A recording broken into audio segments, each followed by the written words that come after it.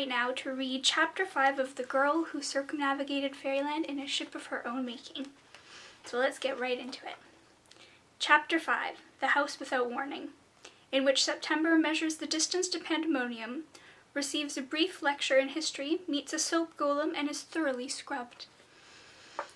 September bit into a fat, juicy persimmon. Well, something like a persimmon. Rather larger, greener, and tasting of blueberry cream, but it looked terribly like a persimmon, so September had resolved to call it that. A through L was still worried a poor tree, which was so tall and stubbornly thick that no small girl could ever hope to climb it, even if she had known that there was fruit up in its yellowy silver branches.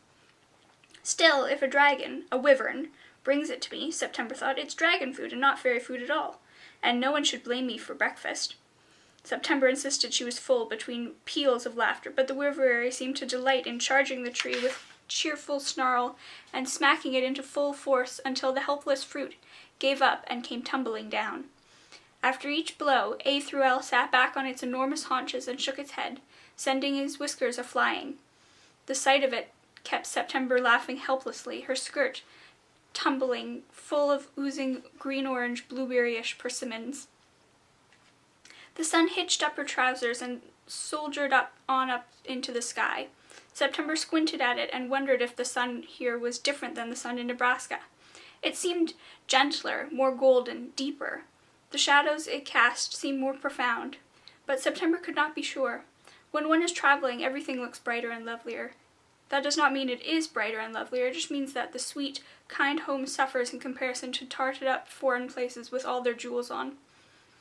"How far is it to Pandemonium, Elle?" yawned September. She stretched her legs, flexing the bare toes of her left foot. "Can't say, small one." The beast thwacked into the tree again. "Pandemonium begins with P, and therefore I don't know very much about it." September thought for a moment. "Try Capital instead. That starts with C. And Fairyland starts with F, so you could, well, cross-reference." A through L left off the nearly persimmon tree, and cocked his head to one side like a curious German shepherd. "The capital of Fairyland is surrounded by a large circular river," he said slowly, as if reading from a book, "called the Barley Broom. The city consists of 4 districts, Idylly, Sarasong, Hallowgrum, and Mallowmead. Population is itinerant, but summer estimates hover around 10,000 daimona, that means spirits, and Pan means all," whispered September, since Wyvern could not be expected to know on account of the P involved. In September's world, many things began with Pan. Pandemic, Pangea, Panacea, Panoply. These were all big words, to be sure, but as has been said, September read often, and liked it best when words did not pretend to be simple, but put on their full armor and rode out with colors flying. The highest point is Groanger Tower, home of the Royal Inventors Society, madness prerequisite, and lowest is Jangly Now Flats, where once the Audinines waged their algae wars. Common imports, grain, fishing wish, bicycle parts, children, sandwiches, brandy wine, silver bullets. "Skip to the part where it says, 'I am this many miles away from a girl named September,'" suggested the girl helpfully. A through L grimaced at her, curling his scarlet lips. "All books should be so accommodating, butler-wise," he snorted. "As you might expect, the geographical location of the capital of Fairyland is fickle and has a rather short temper. I'm afraid the whole thing moves around according to the needs of the narrative." September put her persimmon down in the long grass. "What in the world does that mean?" I suspect it means that if we act like the kind of folk who would find a fairy city whilst on various adventures involving tricksters, magical shoes, and hooliganism, it will come to us." September blinked. "Is that how things are done here?" "Isn't that how they're done in your world?" September thought for a long moment. She thought of how children who acted politely were often treated as good and trustworthy, even if they pulled your hair and made fun of your name when grown-ups weren't around. She thought of how her father acted like a soldier, strict and plain and organized, and how the army came for him. She thought of how her mother acted strong and happy even when she was sad, and how so no one offered to help her to make casseroles or watch September after school or come over for gin rummy and tea. She thought of how she acted just like a child in a story about Fairyland, discontent and complaining, and how the green wind had come for her too. "I suppose that is how things are done in my world. It's hard to see it, though, on the other side." "That's what gnome ointment is for," winked the wyvern. Well, we'd better be at it then, said September. At least I shall have no trouble with the shoes. She kept a persimmon or two for the late lunch. Pockets of her green smoking jacket were quite full, yet the jacket was quite sensitive about its figure and did not bulge in the slightest. Aethriel squirmed down to the ground to allow her to climb upon the bronze lock, where September sat pertly, clutching the wiry red stripe of fur that ran down the Wyverary's long neck. She drew her scepter from the belt of the smoking jacket and extended it to the horizon like a sword. Blue mountains rose on either side of the path, shining and faceted like lumps of sapphire. "Onward, noble steed!" she cried loudly. Nothing much happened. A few birds catcalled and trilled. As the two of them travel along, I shall take a moment's pause, as is my right. For it deserves remarking that if one is to obtain a monstrous companion, a wyvern or a wyverary, is really a top-notch choice. Firstly, they rarely tire, and their gait is remarkably even, considering the poultry-like disposition of their feet. Secondly, when they do tire, they snore, and no ravening bandit would dare to come near. Thirdly, being French in origin, they have highly refined tastes, and are unlikely to seek out unsavory things to eat, such as knights' gallbladders or maidens' bones. They much prefer a vat or two of truffles, a flock of geese, and a lake of wine, and they will certainly share. Lastly, their mating seasons are brief and infrequent, and the chances of experiencing one is so small as to be beyond the notice of any native guidebook, or indeed the concern of a small girl with brown hair who might be utterly innocent of such things. Truly, the latter hardly bears mentioning. September knew none of this. She knew only that Aethriel was huge and warm and kind, and smelled like roasting cinnamon and chestnuts, and seemed to know simply everything. The rest of the alphabet held considerably less charm once she saw the world from her perch on his back. Aethriel walked late into the afternoon. The alpine grass of little red flowers gradually turned into a wide, wet valley, full of rich chocolate mud and bright iridescent flowers nodding on pearly stalks taller than September. September tried very hard to look intrepid on her beast's back, and Elle tried on a look of grim determination. It did not seem to be moving Pandemonium any closer to them. After a long while, she tucked the scepter between two links of a chain and laid her cheek against Elle's back. Perhaps a city takes a long time to rouse in the morning when it has not had its breakfast yet, she thought. Or perhaps it had other young girls to tend to first. And then, suddenly, a house rose up before them, as though it had been crouching in wait for hours, and sprang out when it thought it might scare them the most. It looked much like a Spanish mosque, as if a giant had firmly stepped on it. All the curly door frames and tilted mosaics were broken and leaning, each blue-green wall propping up the other. Fragrant redwood lay about in rough piles. The pools of seeping black mud dotted the halls. Moss covered every shattered pillar. September and her wyverary stood before a beautifully carved archway leading into a little courtyard where a shabby fountain gurgled valiantly. The arch read, "The House Without Warning." "What is this place?" breathed September, climbing down the wyverary's red flank. She was becoming quite agile at it. Aethriel shrugged. "Too many W's," he whispered. "If only my brother were here." "It is my mistress's house," came a thick, wet voice behind them. September turned to see a most curious lady standing serenely on a patch of tile depicting a great blue rose. The woman stood in the precise center of the rose. A rich, clean perfume surrounded her in a light pinkish haze, for the woman was carved entirely from soap. Her face was a deep olivey green Castile, her hair a rich and oily Marseille streaked with lime peels. Her body was patchwork, here strawberry soap with bits of red fruit showing through, there saffron and sandalwood, orange and brown. Her belt was a cord of hard, tallowy honey soap, her hands plain blue bathing soap. Her fingernails smelled like daisies and lemons. Her eyes were two piercing, faceted slivers of soapstone. On her brow someone had written, "Truth," in the kind of handwriting teachers always have, clear and curling and lovely. "My name is Lie," the soap woman said. A few bubbles escaped her mouth. She was utterly still. No soapy muscle trembled.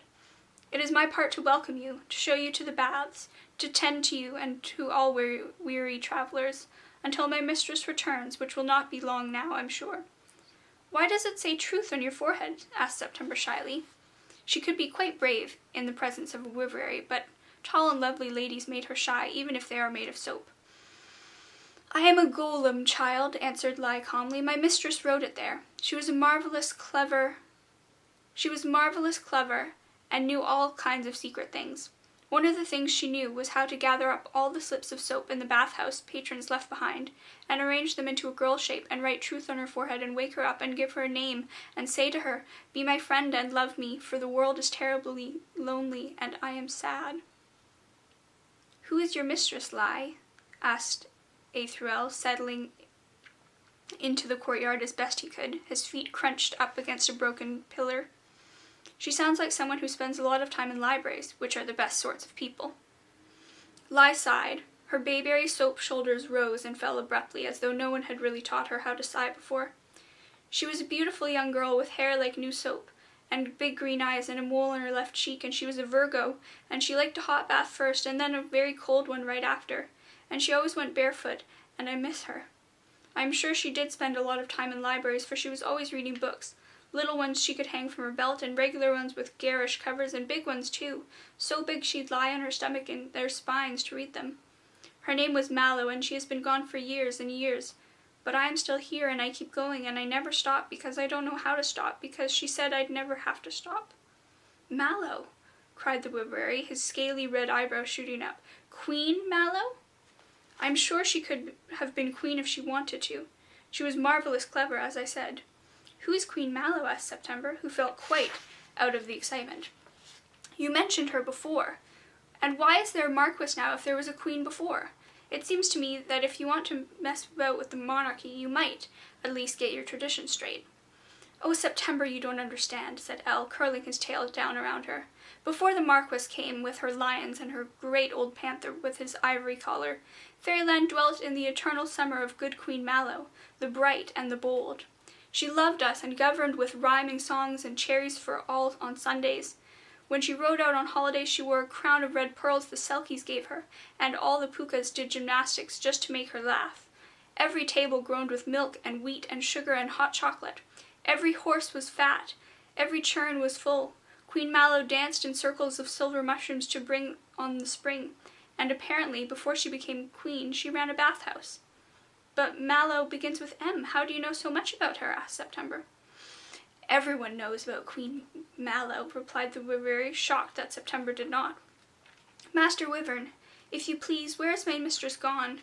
It has been many years, and I have drawn many baths, but she has never come back to me, and I cannot sleep or eat because she didn't teach me how to sleep or eat, and it is dark at night, and bits of me slough off in the rain." "Oh, darling Lai," cried the Wiverary, "how I wish I could bring you good news. But late in the golden reign of the queen, the Marquis arrived and destroyed her, or made her sit in a corner. Reports vary. And now there are complicated proclamations with lamentations of the hills, and my wings are locked down to my skin, and no one has cocoa at all. Some of us hope that in the dungeons of the Briery the queen is still alive, playing solitaire to pass the years, waiting for a night to release her, to repeal the Marquis's laws and restore cocoa to Fairyland kettles." A single liquid tear melted the cheek of the soap golem. "I suspected," she whispered thickly. "I suspected when the place began to break down and crumble and cry big dusty tears at night. I suspected because I am not very good company. Why stay with a silly golem when you can be queen, even if she said I was her friend?" "I'm sure she meant to come back," said September, trying to comfort the great kind-hearted golem. "And we are going to Pandemonium to steal back a part of what the Marquis has taken away. A girl with green eyes, perhaps? Well, no, a spoon." September suddenly felt her lovely quest was a bit small and shabby. But it was hers. "Do you know how far it is from here to Pandemonium?" "What an odd question," said Lai. "I'm not from these parts, you see," September said demurely. She was beginning to feel she ought to have stitched that on her jacket. "Wherever you are, child, the house without warning lies between you and Pandemonium. However you turn, you cannot get to the city without passing through the house, without being cleaned and prepared, without having the road washed from you, and your feet made soft, and your spirit thoroughly scrubbed. I thought all cities were like that. How could they bear to have a great lot of filthy, exhausting folk milling around inside them, grumpy and nervy and dingy?" The soap golem extended her long, stiff arm, her skin a spiral of buttery greens. September took it. When you have this place, human child, you will find pandemonium. The two are tied together like a ship and a pier, like my mistress and I once, years and years ago. The soap golem led them to the center of the house without warning, which was not really a house at all, but many small rooms connected by long, tilted halls and courtyards, which would once have been charming, but were now covered in slime and green with age, falling apart, morose. Lai thoughtfully led Aethriel to a great waterfall whose pool would accommodate him, but drew September farther into the depths of the house. The soft smacking sounds of her soapy heels against the floor were pleasant, lulling. No one else seemed to be about. Everything was quiet, but not frighteningly so. The place seemed to be, well, napping. Finally, they entered the largest courtyard yet. In the midst of copper statues and fountains caked with verdigris rested 3 huge bathtubs. The floor showed 2 winged hippogriffs rampant in cobalt and emerald. The tubs covered their hooves like great horseshoes. Lai pulled at September's jacket as she wriggled out of it, but when the golem tugged at her orange dress as well, September quailed. "What's wrong?" "I don't like to be naked in front of strangers." Lai thought for a moment. "My mistress used to say that you couldn't ever really be naked unless you wanted to be. She said, even if you'd taken off every stitch of clothing, you still have your secrets, your history, your true name. It's quite difficult to be really naked. You have to work at it. Just getting into a bath isn't being naked, not really. It's just showing skin. And foxes and bears have skin too, so I shan't be ashamed if they're not." "Did Mallow tell you her true name?" September asked. Lai nodded slowly. "But I won't tell you. It's a secret. She told me, and then cut her finger and mine, and blood came out of her, and liquid soap came out of me, and they mingled and turned golden, and she kissed the place where I'd been wounded, and told me her name was, and not to tell, not ever. So I won't. She already knew mine." The soap golem pointed shyly at the word written on her forehead. "The green wind told me not to tell anyone my true name. But I don't know of any name truer than September, and if I didn't tell anyone that was my name, what would they call me?" "It cannot be your true name, or you would be in awful trouble telling everyone like that. If you know someone's true name, you can command them, like a doll." Lai stopped uncomfortably, as though the subject caused her pain. "It's very unpleasant. Can't you call Mallow back then, if you know her name?" Lai sobbed a little, a terribly awkward noise at the back of her throat, like snapping a bar of soap in half. I've tried. I've called, and she won't come, so she must be dead. And I don't know what to do except to keep the baths full." September took a step back from the force of the golem's grief. She slowly pulled off her orange dress, which, to tell the truth, had become rather filthy, and her precious remaining shoe. In the cooling evening, she stood naked before the many-colored golem, uncomplaining. "The baths smell very nice," she whispered. She only wanted the golem to stop being sad. A breeze came sighing along the courtyard and picked up her clothes and her shoe, shaking them and soaking them in the fountain water to get the seawater and beach grime out. The green smoking jacket spluttered and wrinkled, most upset. Lai lifted September up suddenly and put her down in the first tub, which was really more like an oak barrel, the kind you store wine in, if you needed to store a rather lot of wine, for it was enormous. September's head ducked immediately under the thick, bright gold water. When she bobbed up, the smell of it wrapped her up like a warm scarf, the scent of fireplaces crackling and warm cinnamon and autumn leaves crunching underfoot. She smelled cider and a rainstorm coming. The gold water clung to her in streaks and clumps, and she laughed. It tasted like butterscotch. "This is the tub for washing your courage," Lai said, her voice as even and calm as ever, performing her task, grief packed away for the duration of a bath. "I didn't know one's courage needed washing," gasped September as Lai poured a pitcher of water over her head. "Or that one needs to be naked for that sort of washing," she thought to herself. Lai poured a bucketful of golden water over September's head. "When you were born," the golem said softly, "your courage is new and clean. You are brave enough for anything, crawling off staircases, saying your first words without fearing that someone will think you are foolish, putting strange things in your mouth. But as you get older, your courage attracts gunk and crusty things and dirt and fear and knowing how bad things can get and what pain feels like. By the time you're half grown, your courage barely moves at all, it's so grunged up with living. So every once in a while you have to scrub it up and get the works going, or else you'll never be brave again. Unfortunately, there are not so many facilities in your world that provide that kind of service as we do. So most people go around with grimy machinery, when all it would take is a bit of spit and polish to make them paladins once more, bold knights and true. Lai broke off one of her deep blue fingers and dropped it into the tub. Immediately a creamy froth bubbled up, clinging to September's skin and tickling. "Your finger!" she cried. "Don't fear, little one, it doesn't hurt. My mistress said, 'Give of yourself, and it will return to you as new as it can be.' And so my fingers do, when the bathers have gone." September looked inside herself to see if her courage was shining up. She didn't feel any different, beside the pleasure of a hot bath and clean skin. A little lighter, maybe, but she could not be sure. "Next tub," said Lai, and lifted her up, still covered with golden foam, out of the oak barrel and into a shallow, sloping bronze tub, the kind noble ladies in films used. September loved the movies, though they could not afford to go often. In her most private moments, September thought her mother was prettier than any of the girls on the screen. The water of the bronze tub gleamed icy and green, redolent of mint and forest nights and sweet cakes, hot tea, and very cold starlight. "This is for washing your wishes, September," said Lai, breaking off another one of her fingers with a thick snap.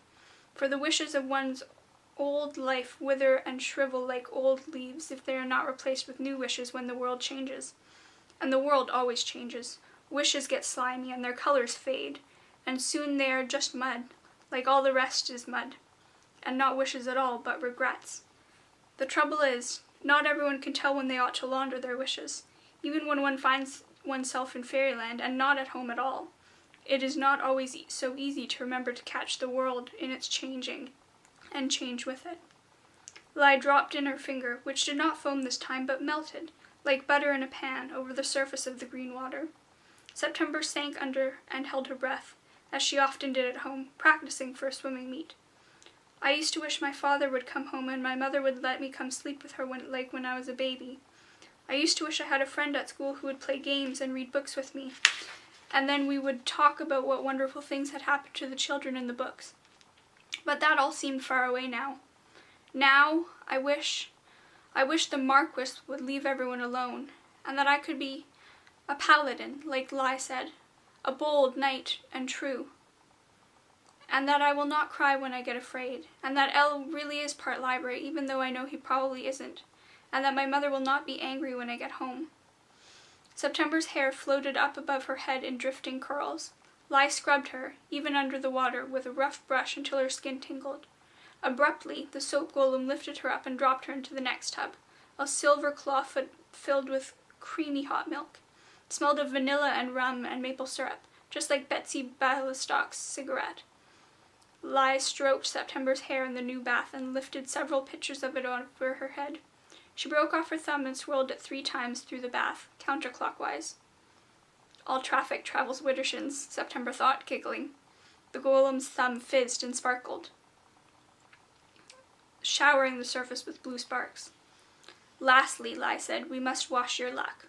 When souls queue up to be born, they all leap up just at the last moment, touching the lintel of the world for good luck. Some jump high and can seize a great measure of luck.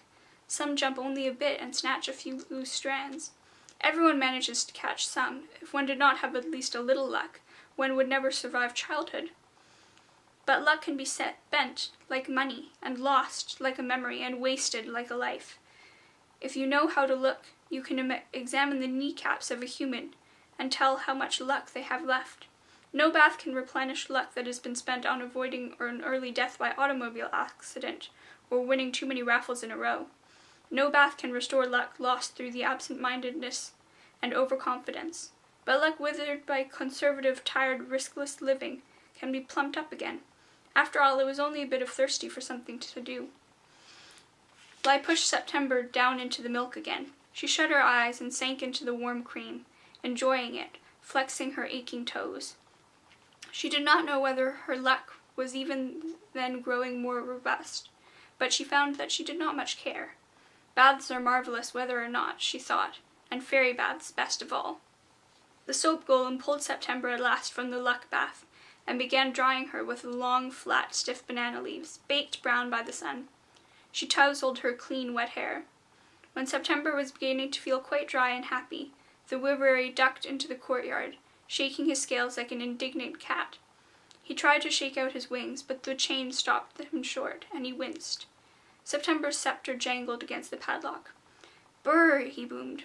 "I suppose I'm clean, if it matters. Books don't judge one for being a touch well-traveled." The soap golem nodded. "And ready for the city to take you in." The little breeze returned September's clothes, crisp and clean and dry, scented lightly with a bit of water from the baths of courage and wishing and luck. She could not be sure, but she thought the breeze might have purred a bit, rather like a leopard.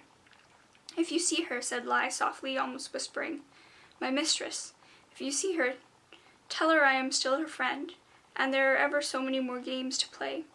"I shall, Lai, I promise," said September, and reached up suddenly to hug the golem, though she hadn't meant to. Lai slowly unfolded her soap arms around the child. But when September reached up to kiss the golem's brow, Lai drew back sharply before her lips could touch the word written there. "Careful," Lai said. "I am fragile." "That's all right," said September suddenly, feeling the warm cinnamon courage of her bubble bath inside her, fresh and bright. "I'm not." The house without warning was possessed of a small door nestled beside a marble statue of Pan blowing his horn. If only September knew that Pan is also a god and not merely a prefix. Well, never mind. It was too late for warnings now, as the house well knew. The door straightened up and opened gallantly for the Whippoorwill and the girl.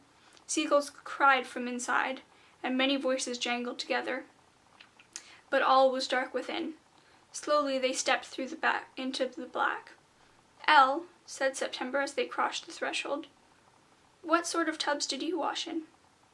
The Whippoorwill shook his great head and would not speak. And that is the end of Chapter 5 of The Girl Who Circumnavigated Fairyland in a Ship of Her Own Making. Join me back next time for Chapter 6.